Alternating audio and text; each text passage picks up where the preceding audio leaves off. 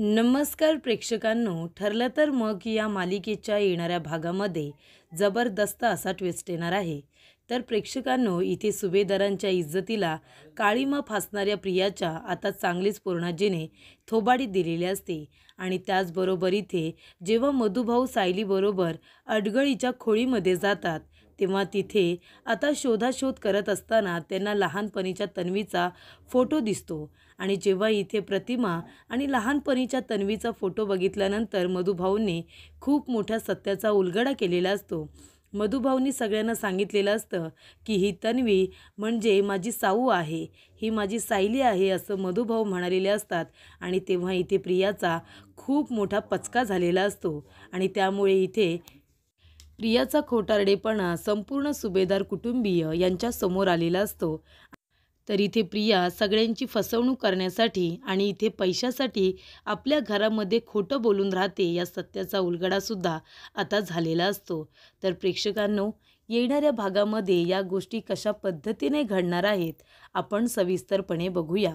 तर इथे आपण बघितलं की प्रियाला अर्जुनबरोबर लग्न करायचं असतं, कारण पैशासाठी आणि इथे विलास मर्डर केस याच्यामधून वाचण्यासाठी आणि त्याचबरोबर साक्षीलासुद्धा वाचवण्यासाठी असा तिचा हेतू तर असतोच.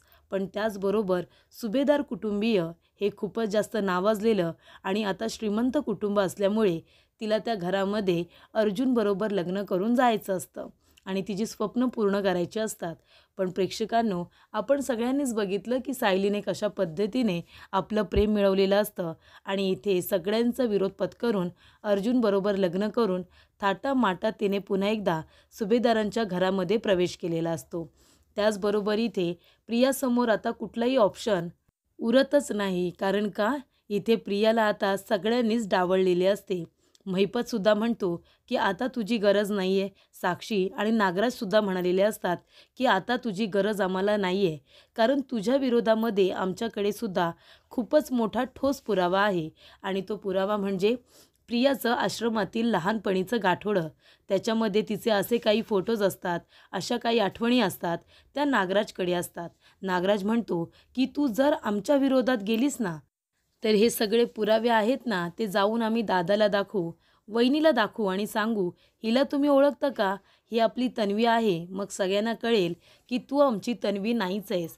आणि एक दिवशी मधुभाऊंना सुद्धा बोलवू ना घरी, तेव्हा आमच्या घराच्या प्रत्येक भिंतीवरती लहानपणीच्या तन्वीचा फोटो आहे. जेव्हा मधुभाऊ ते फोटो बघतील तेव्हा काय म्हणतील माहिती आहे ना, की ही तर आमची तन्वी आहे.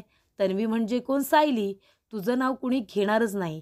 तेव्हा इथे प्रिया घाबरते आणि ती तेव्हा विचार करते की आता यांना उत्तर तर द्यायला पाहिजे. हे लोक माझं सत्य आता सगळ्यांना सांगू शकतात. साक्षीला शिक्षा झाली तर महिपत मला सोडणार नाही आणि माझ्याबद्दलचं सत्य रविराजला सांगतील. तेव्हा इथे प्रिया म्हणते, आता स्वतःचा जीव वाचवण्यासाठी मला आता काही ना काहीतरी पाऊल उचलायला हवं आहे. आणि त्यामुळे ते अश्विनबरोबर लग्न करते आणि सुभेदारांच्या घरामध्ये शिरकाव करते. आणि हे सगळं करत असताना ती रविराज काकांना सुद्धा गृहीत पकडत नाही. तिला असं वाटतं, तसंही तो किल्लेदार कुठे माझा खरा बाप आहे. आणि म्हणूनच इथे आता अश्विनबरोबर ती सुभेदारांना हाताशी धरून लग्न तर करून घेते.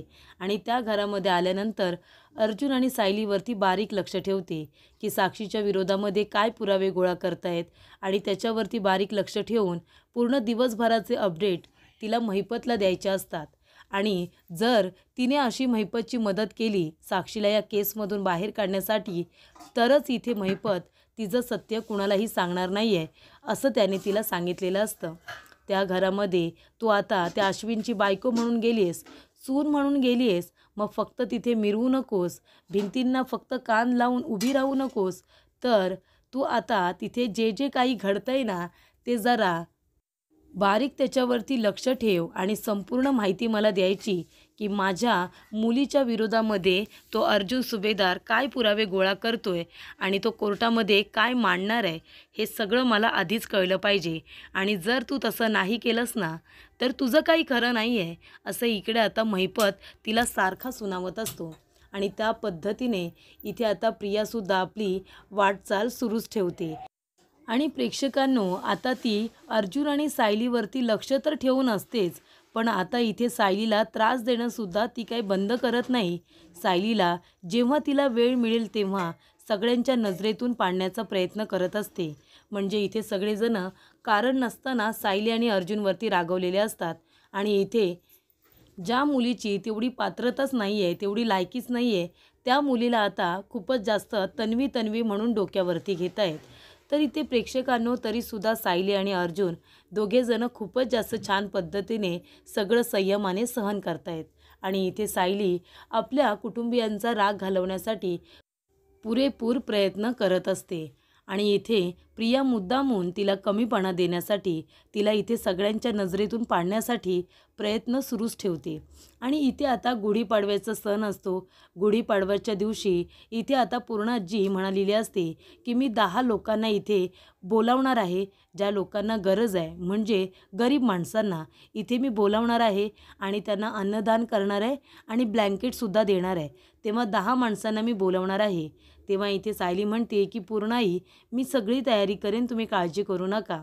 आणि इकडे प्रेक्षकांनो महिपत आणि नागराज आता ज्या नवीन वकील येणार आहेत दामिनी देशमुख यांच्याबद्दल बोलत असतात. दामिनी देशमुख आता इथे अर्जुनच्या समोर जर उभी राहिली ना तर त्याला ती बोलूच देणार नाही आहे. हरवेलच, माझी मुलगी आता जामिनावरती तरी बाहेर येणारच असं महिपतला वाटत असतं. दामिनी देशमुख यांचं नाव सगळीकडे गाजतं आहे. त्यांनी किती कॉम्प्लिकेटेड केसेस हाताळलेल्या आहेत आणि त्या लोकांना न्याय मिळवून दिलेला आहे हे आता महिपतला कळतं. त्यामुळे आता साक्षीलासुद्धा त्या काही करून बाहेर काढतीलच असं मला वाटतंय. नागराज म्हणतो की बघूया आता. अर्जुन सुभेदार, तुला माहिती आहे ना, अरे त्याचा दबदबा इतका वाढला आहे ना की त्याच्या विरोधामध्ये कुणी केस घ्यायला तयार नाही. तरीसुद्धा तुझं नशीब चांगलं आहे की दामिनी देशमुखने तुझी आता केस घ्यायला होकार दिलाय, नाहीतर कुणीही तुझ्या मुलीची केस घ्यायला तयारच नव्हतं. अरे एवढे खून करणारं तू आणि ते पचवणारा, तुझ्या मुलीकडून एक खून झालाय तो सुद्धा चुकून. नाहीतर खरं तर तिला मारामारी वगैरे आवडत नाही. तिला लोकांना पैसे देऊन जर कामं होत असतील तर ती करून घेते. पण हा चुकून झालेला खून तुला किती महागात पडलाय माहिती आहे ना. तेव्हा आता आपल्याला त्या दामिनी देशमुखला समजवावं लागणार आहे. तिच्याशी रागाने बोलून जमणार नाही. जसं तू दुसऱ्या वकिलांना धमकावतोस ना तसं तिला धमकवायला जाऊ नकोस. आधीच ती तुझी केस घ्यायला तयार नव्हती. तू गयावया केल्यास, रिक्वेस्ट केलीस, जास्तीचे पैसे देतोयस म्हणून तिने ही केस घेतलेली आहे. नाहीतर ॲडव्होकेट पवार, ॲडव्होकेट जोशी यांना जसं तू इथे धमकावलंस तसं तिला धमकावलंस ना तर मग तुझी मुलगी कायमस्वरूपी जेलमध्येच राहील. कारण तिच्या बाजूने कुठलाही वकील केस लढायला काही तयार होणार नाही. तेव्हा इथे प्रेक्षकांनो आता नागराज महिपतला समजावत असतो. त्याचबरोबर इथे प्रियाने आपण बघितलं, इथे सायलीने जे काही छान छान जेवण बनवलेलं असतं आणि पॅक केलेलं असतं ते जेवण तिने बाहेर नेऊन ठेवलेलं असतं. आणि इथे जे जेवण खराब झालेलं असतं ते तिने ऑर्डर केलेलं असतं आणि ते आता चांगल्या जेवणाच्या ठिकाणी ठेवून जे चांगलं जेवण आहे ते बाहेर पोस्त केलेलं असतं. आणि इथे तिने चांगल्या ब्लँकेट मागवलेल्या असतात. तर इथे प्रिया आता फाटलेल्या तुटलेल्या ब्लँकेट ऑर्डर करते आणि त्या आणून ठेवते आणि बाकीच्या ज्या नवीन ब्लँकेट असतात त्या स्टोरूममध्ये नेऊन ठेवते, जेणेकरून इथे सायलीचा खूप मोठा पचका व्हावा अशी आता तिची इच्छा असते. आणि आता तसंच होणार असतं. म्हणजे प्रेक्षकांना आपण बघितलं इथे आता जेव्हा सायली सर्वांना ते जेवण देते तेव्हा ते लोक खायला घेतात तर वास येतो आणि एक एक घास खातातसुद्धा. तेव्हा ते खराब झालेलं अन्न त्यांना कळतं आणि ते म्हणतात की आमचा अपमान करण्यासाठी तुम्ही आम्हाला इथे बोलावलंत का. तेव्हा ही गोष्ट आता त्या लोकांना अजिबातच पटलेली नसते. तेव्हा इथे पूर्णाजीला सुद्धा राग येतो. पूर्णाजी म्हणते, तुला जर स्वयंपाक करायचा नव्हता तर का तू म्हणालीस मी सगळं करेन म्हणून. इथे कल्पना, विमल, तन्वी तिघीजणी होत्या ना त्यांनी केलं असतं. तू ही जबाबदारी का घेतलीस. माझी मान खाली जावी म्हणूनच ना. माझ्या इज्जतीला काळीमा फासलास तू. तेव्हा इथे सर्व लोक रागवतात आणि म्हणतात की आम्ही जातो, आम्हाला नाही हा अपमान सहन होणार.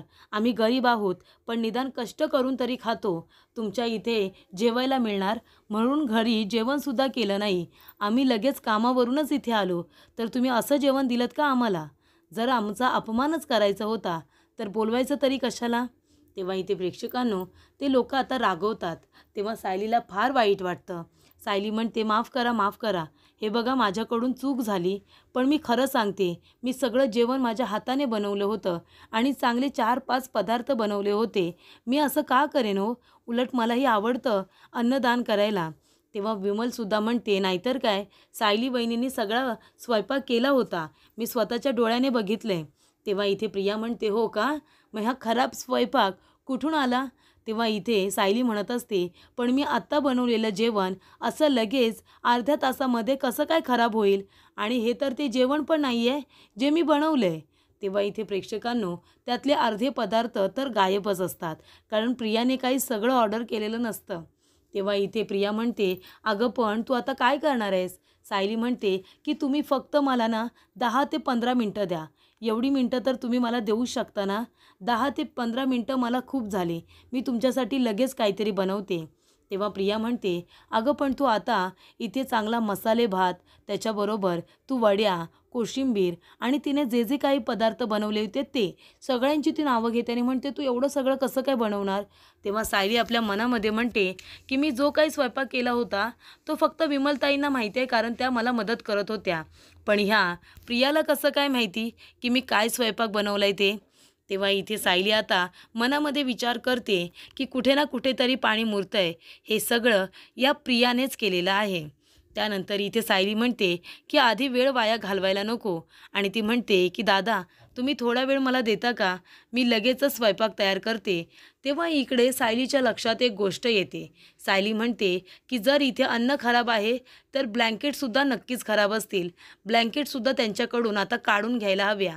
आणि इथे सायली त्या ब्लँकेट त्यांच्याकडून घेते आणि म्हणते की आधी या इथे ठेवा आणि तुम्ही सगळ्यांनी व्यवस्थित बसून घ्या. आणि इथे सायली स्वयंपाकाला लागते आणि ती इथे अर्जुनला फोन करते आणि येताना नवीन ब्लँकेट घेऊन यायला सांगते. आणि हे ती प्रियाला कळू देत नाही. आणि ज्या फाटक्या तुटक्या ब्लँकेट असतात ना, त्या विमलताईला बाजूला ठेवायला सांगते. अर्जुनसुद्धा आता येताना नवीन ब्लँकेट्स घेऊन आलेला असतो. आणि त्यानंतर सायली पटापट पुलाव करण्याचा विचार करते. सगळ्यांसाठी ती व्हेज पुलाव बनवते. तिने इथे कुकरला आता छान पद्धतीने फोडणी दिलेली असते. सगळी तयारी तिने विमलला हाताशी धरून केलेली असते आणि पटापट कुकरला ती आता पुलाव बनवते. ती म्हणते की सगळ्यांना इथे चांगलं जेवण मिळणारच.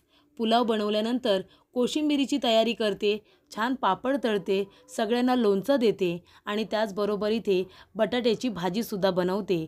तर इकडे आता विमल आणि सायली दोघीजणी मिळून छान अशी जेवणाची तयारी करतात.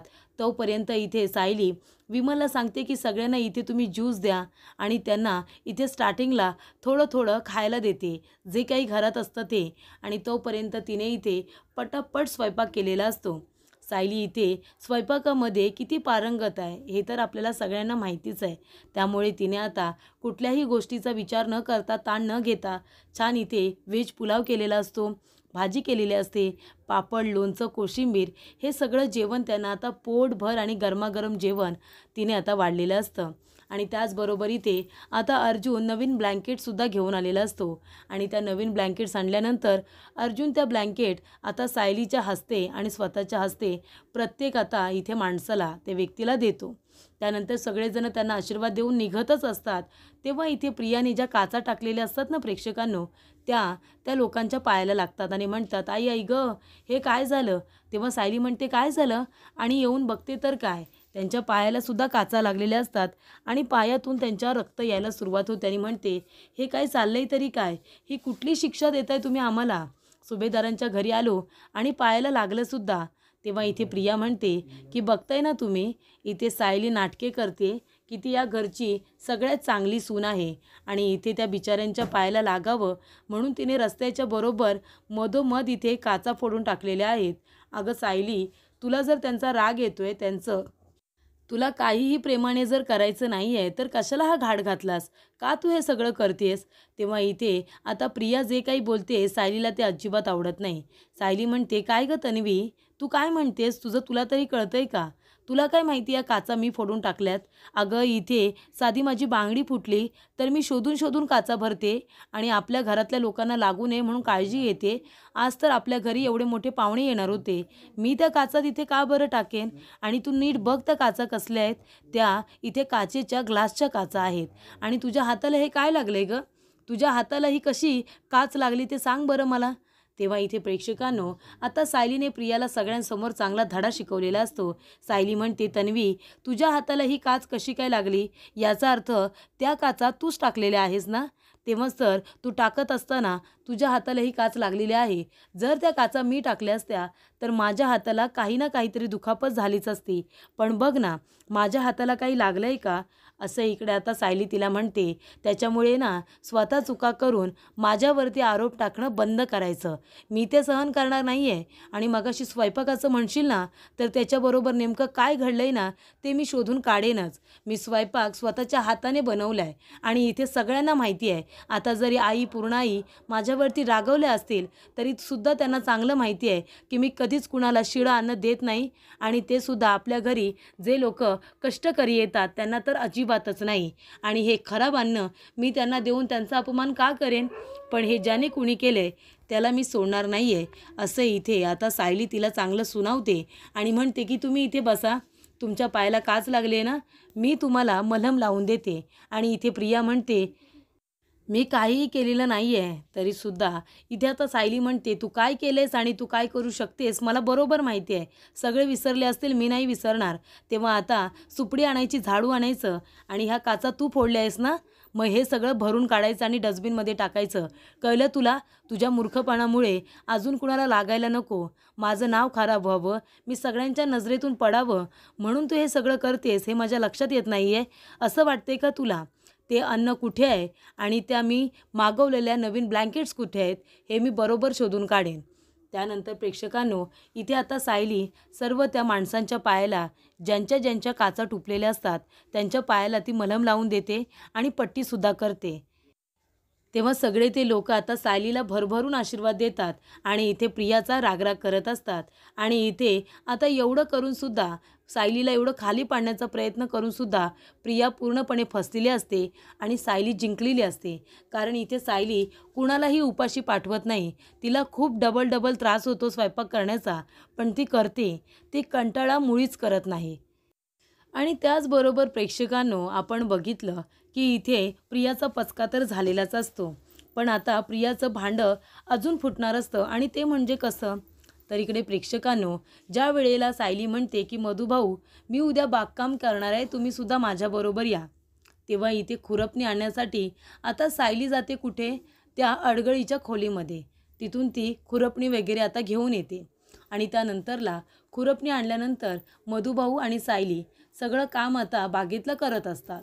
तेव्हा इथे सायलीचं लक्ष जातं तर पाठच्या बाजूला बागेच्या ठिकाणी तिथे तिला एक पिशवी दिसते. आणि ती पिशवी बघितल्यानंतर सायली लगेचच त्या दिशेने जाते आणि बघते तर काय, त्याच्यामध्ये जेवणाचे डबे असतात. आणि त्या डब्यांमध्ये जे जेवण असतं ना ते सायलीनेच बनवलेलं असतं. आणि त्यानंतरला ते डबे बघितल्यानंतर सायलीच्या सगळा प्लॅन आता लक्षात येतो. सायली म्हणते की थांब, आता मी तुझा कसा पचका करते ना ते बघच तू. तेव्हा सायली ते आता जेवण घेऊन येते. आणि प्रेक्षकांनो, जेव्हा ती खुरपणी ठेवण्यासाठी आता त्या अडगळीच्या खोलीत पुन्हा जाते तेव्हा बघते तर काय, त्या कपाटामध्ये खुरपणी ठेवताना त्याच्यामध्ये तिला ब्लँकेटच्या सुद्धा बॅग मिळतात. त्यासुद्धा बॅग आता सायली बाहेर काढते आणि म्हणते की अरे वा, एका वेळेला 2-2 पुरावे मला इथे सापडलेले आहेत. त्यानंतर इथे प्रेक्षकांनो, आता सायली सगळ्यांना बाहेर बोलवते. सायली सगळ्यांना बाहेर बोलवते आणि म्हणते, हे बघा, हे जेवण आहे जे मी काल बनवलं होतं आणि ते जेवण अजूनही खराब झालेलं नाही आहे, हवं तर वाज घेऊन बघा. पण इथे प्रियाने माझा अपमान व्हावा, मला इथे त्रास व्हावा म्हणून हे जेवणाचे डबे तिने बागेमध्ये नेऊन ठेवले होते. आणि त्याचबरोबर ह्या ब्लँकेटसुद्धा या कपाटामध्ये काय करतायत, अडगळीच्या खोलीमध्ये. तेव्हा इथे हे सगळं कुणी केलं? तेव्हा प्रिया म्हणते, मी काही केलेलं नाही आहे. तेव्हा सायली म्हणते, माहिती आहे मला प्रिया, हे तूच केलेलं आहेस. आणि इथे मधुभाऊसुद्धा अडगळीच्या खोलीत सायलीबरोबर गेलेले असतात. मधुभाऊ तिथेच उभे राहतात आणि बघतात तर काय, त्यांना लहानपणीच्या तन्वीचा आणि इथे प्रतिमाचा फोटो दिसतो. मधुभाऊ तो फोटो घेऊन बाहेर येतात आणि म्हणतात, साऊ बाळा, अगं तुझा फोटो हा प्रतिमाताईंबरोबर कसा काय? तेव्हा पूर्णाजी म्हणते, अहो तो इथे सायलीचा फोटो नाही, आमच्या तन्वीचा फोटो आहे. तेव्हा मधुभाऊ म्हणतात, अजिबात नाही, माझी साऊबाळ लहान असताना अशी दिसायची, ही प्रिया तर लहानपणी वेगळी दिसायची. मी साऊबाळाला 6 वर्षांपासून सांभाळतोय, तिला लहानाचं मोठं केलंय आणि ती 6 वर्षांची असताना मला भेटली होती तेव्हा ती अशीच दिसत होती. त्यामुळे इथे प्रेक्षकांनो, मधुभाऊंनी 20-22 वर्षांचा खुलासा केलेला असतो खऱ्या तन्वीचा. त्यामुळे इथे सगळ्या सुभेदारांना खूप मोठा धक्का बसलेला असतो, कारण इथे मधुभाऊंनी सायलीचा म्हणजे तन्वीचा खुलासा केलेला असतो आणि सायलीच तन्वी असल्याचं सत्यसुद्धा त्यांनी सगळ्यांना सांगितलेलं असतं.